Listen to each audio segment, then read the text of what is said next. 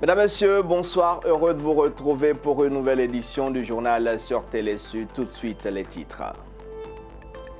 À une semaine du scrutin présidentiel au Nigeria, les candidats ont mobilisé leurs sympathisants ce week-end afin de tenter de rallier le maximum d'électeurs à leur cause. Nous irons dans le camp des deux favoris du scrutin. Les rideaux du 36e sommet de l'Union africaine se sont fermés dimanche à Addis Abeba, en Éthiopie, sommet au cours duquel les dirigeants ont abordé plusieurs questions sur lesquelles on revient dans cette édition. Et en fin de journal, nous nous rendrons au Cameroun où vous verrez comment le développement des applications mobiles est en plein boom grâce à la forte demande de transport urbain. Comme je vous le disais en titre, au Nigeria, à une semaine de la présidentielle, les différents candidats jettent leur dernière force dans la bataille. Ce week-end, ils ont mobilisé leurs sympathisants dans un contexte d'insécurité et de tension en raison des pénuries d'argent liquide. Retour sur le meeting géant tenu dans l'état de Borno, au nord-est du pays, par Bola Tinubu, un des favoris de ces élections, avec Mathieu Nicolas. Avant de se rendre aux urnes dans quelques jours, ils étaient des centaines dans les rues de Maïdougouri. Dans une ambiance survoltée, ils sont venus soutenir leur candidat Bola Tinubu, le candidat du parti APC, le parti du pouvoir. C'est dans ce complexe sportif qu'il avait rendez-vous avec plusieurs centaines de ses supporters.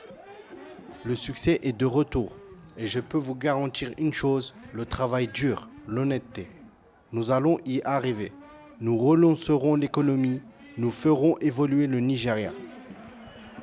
Le 25 janvier prochain, près de 94 millions d'électeurs nigérians sont appelés à choisir le successeur de Muhammadu Buhari. Un scrutin dans un contexte de crise sociale persistante. Bien que représentant le parti au pouvoir, Bola Tinubu, l'un des favoris au poste de président, s'était démarqué des actions du gouvernement fédéral qu'il n'a pas hésité à accuser d'être à l'origine de la pauvreté d'une partie des Nigérians. Vous avez souffert de la pauvreté et combien de souffrances d'être sans abri, d'être orphelin. Nous prendrons soin de vous tous. Vos enfants vont hériter et bénéficier de plus d'avantages grâce à vous. Candidat du parti au pouvoir, Bola Tinubu est l'un des favoris de la présidentielle, mais cette étiquette ne lui donne aucune garantie de victoire. En face de lui, Atiku Abubakar, principal candidat de l'opposition. 5 fois candidat malheureux à la présidentielle, il croit que son heure de gloire a aussi sonné.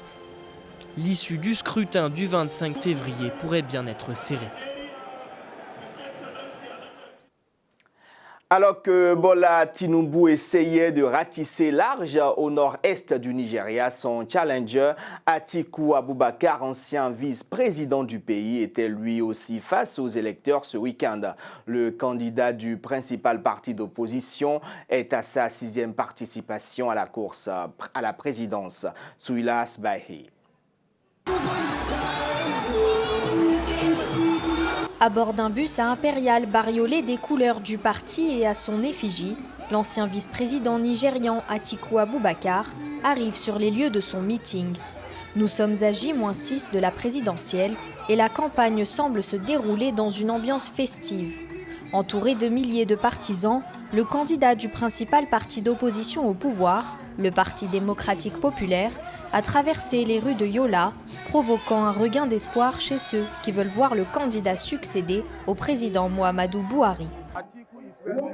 Atiku Abubakar est bien préparé, il a de l'expérience. Il a été là dans la Sorok pendant 8 ans. On pense que lorsqu'il viendra le 29 mai, il ne fera que lancer le bal, car il est bien préparé. Et les habitants de l'Adamawa sont toujours prêts à faire en sorte que leur propre fils sorte vainqueur.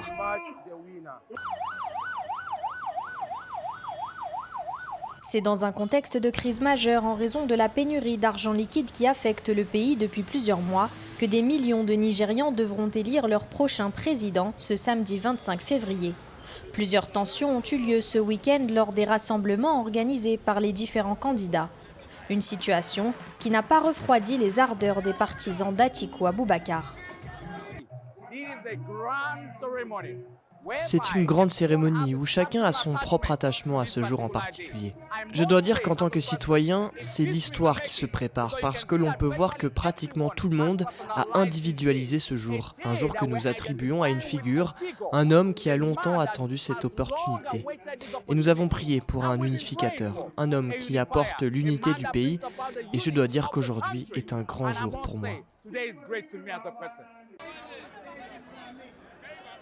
Âgé de 76 ans, c'est la 6e fois qu'Atiku Abubakar se lance dans une campagne présidentielle.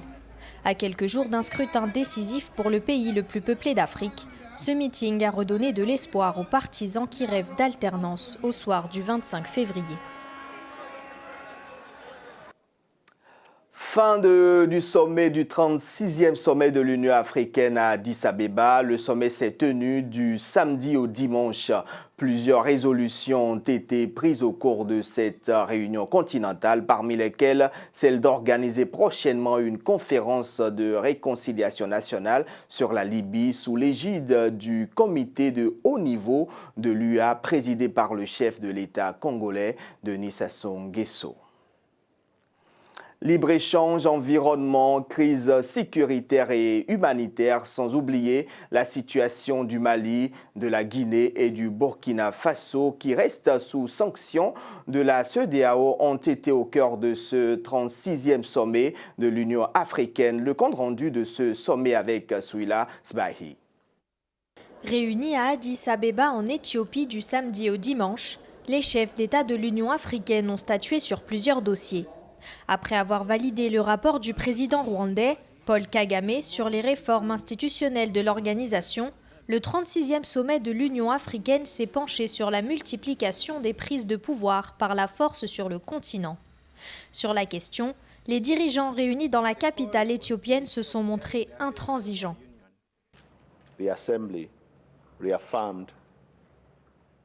L'Assemblée a réaffirmé la tolérance zéro contre les changements anticonstitutionnels de gouvernement. Notre exposé a montré que depuis février de l'année dernière, il y a eu 4 tentatives de coup d'État et un coup réussi. La Commission continue de s'engager auprès des 4 pays en question. Quelques jours avant ce sommet, la Guinée, le Mali et le Burkina Faso, 3 pays ouest-africains dirigés par des militaires putschistes et sanctionnés pour ce fait par l'Union africaine et la CEDEAO, avaient demandé à l'organisation continentale la levée de leur suspension. Mais la démarche conjointe entreprise par ces 3 pays, dont les ministres des Affaires étrangères étaient à Addis Abeba vendredi pour plaider cette levée, n'a pas convaincu. Malgré cette mission, samedi, les chefs d'État de la CEDEAO, à part le maintien des précédentes sanctions, ont décidé d'imposer des interdictions de voyage aux membres du gouvernement et d'autres représentants de ces pays. La Commission est prête à aider ses États membres à revenir à l'ordre constitutionnel. L'idée est que la démocratie doit s'enraciner, être consolidée et être promue et protégée. Le Conseil Paix et Sécurité, qui a tenu son assemblée au cours de ce 36e sommet de l'Union africaine, s'est dit préoccupé par la montée du terrorisme dans le Sahel et promet de faire son possible pour aider le Burkina et le Mali à faire face à cette situation.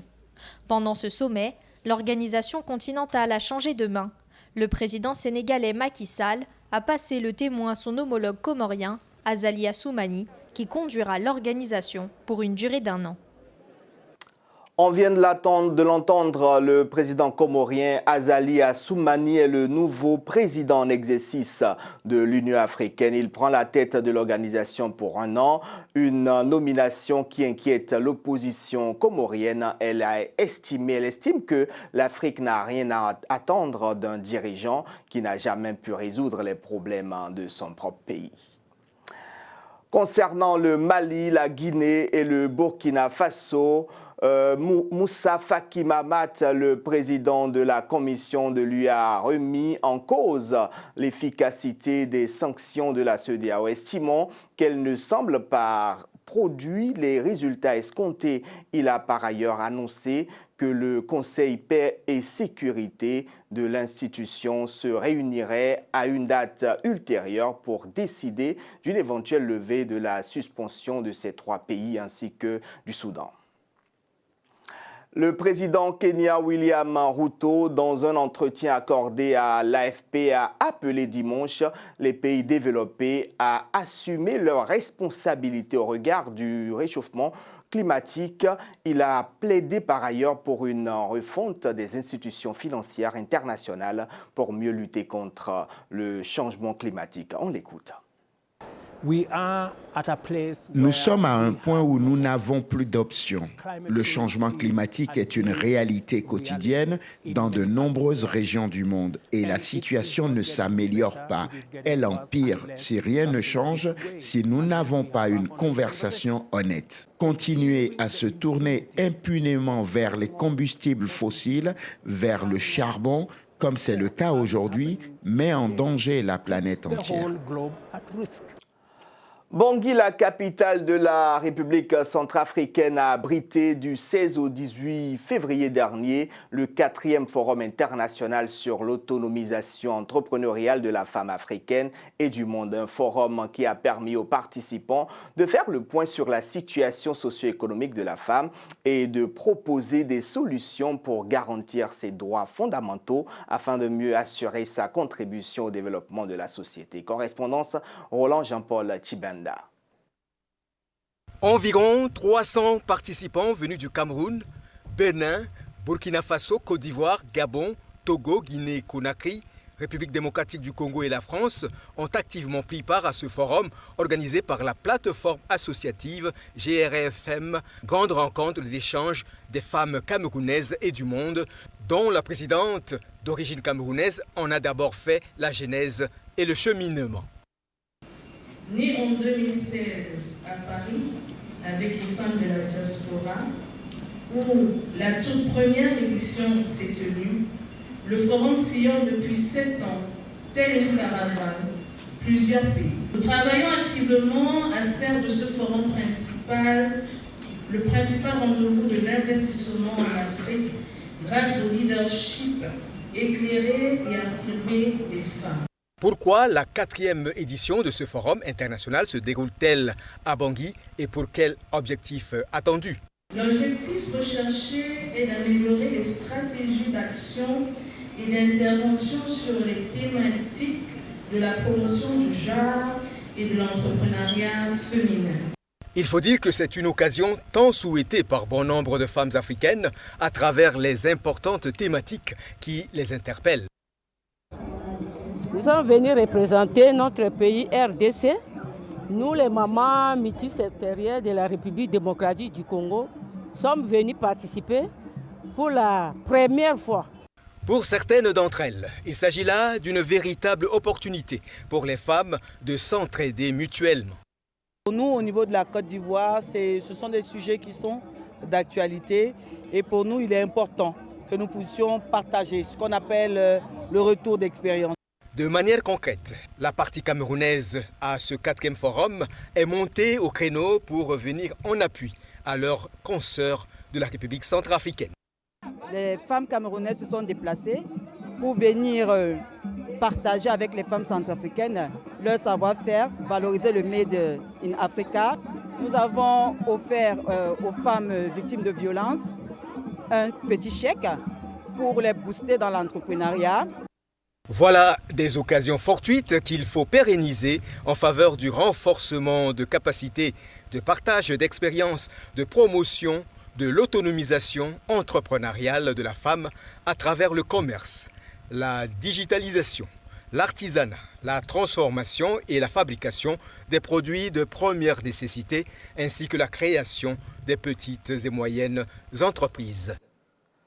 Sixième sommet extraordinaire des chefs d'État du G5 Sahel à N'Djamena, l'Union européenne qui fixe au 16 mars la conférence des donateurs pour la Turquie et la Syrie et la réunion qui se prépare au passage du cyclone Freddy. C'est le reste de l'actualité commenté par Noël Dong et Souilas Bailly et monté par Ahmed Chignou. N'Djamena, la capitale du Tchad, a abrité ce lundi un sommet extraordinaire de la conférence des chefs d'État du G5 Sahel. 3 pays membres étaient représentés par leurs présidents, le Niger, le Tchad et la Mauritanie. Le Burkina Faso, lui, a été représenté par son ministre de la Défense.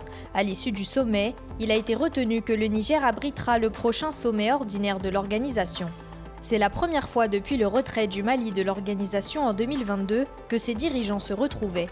Il s'agissait pour les 4 pays participants de discuter de la lutte contre les menaces transnationales, le terrorisme, la criminalité organisée et l'immigration clandestine dans la région. Le sommet a aussi porté à la tête de l'organisation le président mauritanien Mohamed El Razouani, qui succède au président Mahamat Déby du Tchad. L'Union européenne a fixé au 16 mars la date d'une conférence des donateurs pour la Turquie et la Syrie. La conférence se tiendra à Bruxelles. L'annonce a été faite par le ministre suédois des Affaires étrangères, dont le pays assure la présidence tournante de l'Union européenne. L'Union européenne espère collecter d'importantes sommes d'argent pour aider les peuples syriens et turcs. Le 6 février, un double tremblement de terre a frappé le sud de la Turquie et le nord de la Syrie, causant d'énormes pertes de vies et de biens dans les 2 pays. Selon le dernier bilan officiel, le tremblement de terre d'une magnitude de 7,8 a fait près de 45 000 morts. La Réunion, en alerte cyclonique orange, se prépare au passage du cyclone Freddy. Même si les dernières prévisions météo sont rassurantes, l'île devrait subir des vents forts et une forte houle à partir de ce lundi soir. L'Agence régionale de santé s'organise à l'approche de Freddy. Dans les établissements de santé, on s'organise pour la prise en charge des insuffisants rénaux qui ont des séances de dialyse. Par précaution, toutes les écoles et l'aéroport Roland-Garros ont été fermés, les transports publics interrompus. Qualifié de monstre par Météo France, le cyclone Freddy se dirige également vers Madagascar et menace dans son sillage les îles de Maurice. Il frôlera le nord de l'île, Saint-Denis. Ce lundi, Joe Biden a effectué une visite surprise à Kiev. Une fois arrivé sur place ce matin, le président des États-Unis a promis d'augmenter encore l'aide que son pays accorde à l'Ukraine dans sa contre-offensive face à l'envahisseur russe. Un soutien qui vient raviver l'espoir d'une victoire à quelques jours du premier anniversaire de l'invasion russe. Je vous propose d'écouter le président américain et son homologue ukrainien. Monsieur le Président, je sais que l'on s'attend à un puissant paquet de soutien de défense pour l'Ukraine. Et à l'heure actuelle, c'est un signal sans équivoque que les tentatives russes de gagner n'auront aucune chance d'aboutir. Ensemble, nous protégerons nos villes, notre peuple de la terreur de la Russie et renforcerons puissamment l'élan de notre victoire. Nous avons fourni près de 700 chars et des milliers de véhicules blindés, 1000 systèmes d'artillerie, plus de 2 millions de munitions d'artillerie, plus de 50 systèmes avancés de lancement de roquettes, des systèmes anti-navires et de défense aérienne. Tout cela pour défendre l'Ukraine, sans compter le demi-milliard de dollars supplémentaires que nous vous annonçons aujourd'hui et demain et qui vous parviendra. Toujours concernant la guerre en Ukraine, le Premier ministre japonais Fumio Kishida a annoncé ce lundi que le G7 tiendra vendredi une réunion en ligne avec le président ukrainien Volodymyr Zelensky. Une réunion qui devrait permettre aux dirigeants de cette organisation d'harmoniser leur point de vue dans le traitement de l'invasion de l'Ukraine. Le secrétaire d'État américain Antony Blinken, après avoir rencontré son homologue chinois dimanche, a averti que Pékin envisageait de fournir des armes à la Russie pour appuyer son offensive en Ukraine. Des accusations que réfute la Chine qui accuse les États-Unis de propager de fausses informations. On écoute le porte-parole du ministère chinois des Affaires étrangères. Ce sont les États-Unis et non la Chine qui expédient sans cesse des armes vers le champ de bataille. Les États-Unis n'ont pas le droit de donner des ordres à la Chine et nous n'acceptons pas que les États-Unis pointent du doigt les relations Chine-Russie sans parler de la coercition et des pressions. Le principe de la Chine sur la question de l'Ukraine pourrait être résumé en une phrase, à savoir rechercher la paix et promouvoir le dialogue. Alors, qui appelle réellement au dialogue et lutte pour la paix et qui alimente réellement les flammes, remet les armes et encourage la confrontation? Coup de projecteur maintenant sur l'Afrique qui avance. Au Cameroun, la forte demande de transport urbain favorise le développement des applications mobiles. Conséquence, le secteur des transports connaît un grand boom dans le pays. La floraison des applications dans le secteur des transports et la jungle des taxis au Cameroun, c'est le reportage que je vous invite à suivre. Au milieu d'une galaxie rassourdissante de motos et des voitures, des passants comme dans une ruche d'abeilles, certains à la recherche d'un taxi cherchent à se frayer en chemin. Nous sommes ici au carrefour de Kotira Douala, métropole économique du Cameroun. Pour trouver le taxi à Douala, ce n'est pas facile. Ici comme ailleurs, la moto est la première alternative de transport à portée de main dans la ville. Cette métropole totalise pas moins de 70 000 mototaximens d'après des chiffres de la communauté urbaine de Douala et des syndicats des mototaxis. Formés ou non et évoluant pour la plupart en marge de la réglementation, ces conducteurs de moto ont fait du transport des personnes leur gagne-pain. Le secteur est très lucratif pour eux, tout comme pour les chauffeurs de taxi de ville en couleur jaune. Par jour, tu peux gagner 3 000, 4 000, 5 000 si c'est bon. Si le travail est bon, tu peux gagner 5 000. Ces applications offrent de nombreux avantages comme la traçabilité, le confort et la disponibilité des taxis en temps réel. Mais la plupart n'ont pas réussi à convaincre. Certains utilisateurs, comme ce chauffeur de taxi, n'ont pas trouvé le procédé rentable. Il préfère procéder lui-même à sa collecte de clients qui lui rapporte de meilleures recettes. On ne paye pas pour moi. On peut t'appeler, tu peux prendre le client.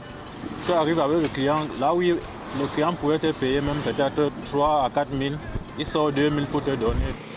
Malgré tout, la modernisation de ce secteur dans le sillage du développement des technologies du numérique est incontournable. Elle pourrait offrir de multiples opportunités à l'instar de ce qui se voit déjà dans de nombreux pays. D'autant que le vaste marché de transport par taxi dans les villes camerounaises continue d'attirer les investisseurs. Après le Ghana et la Côte d'Ivoire, le service de covoiturage du groupe russe Yandes, avec sa plateforme Yango, a par exemple déposé ses valises à Douala et Yaoundé. Fin de cette édition du journal. Merci d'avoir choisi Télésud pour vous informer. Surtout, ne zappez pas. Restez sur Télésud pour vous informer. Au revoir.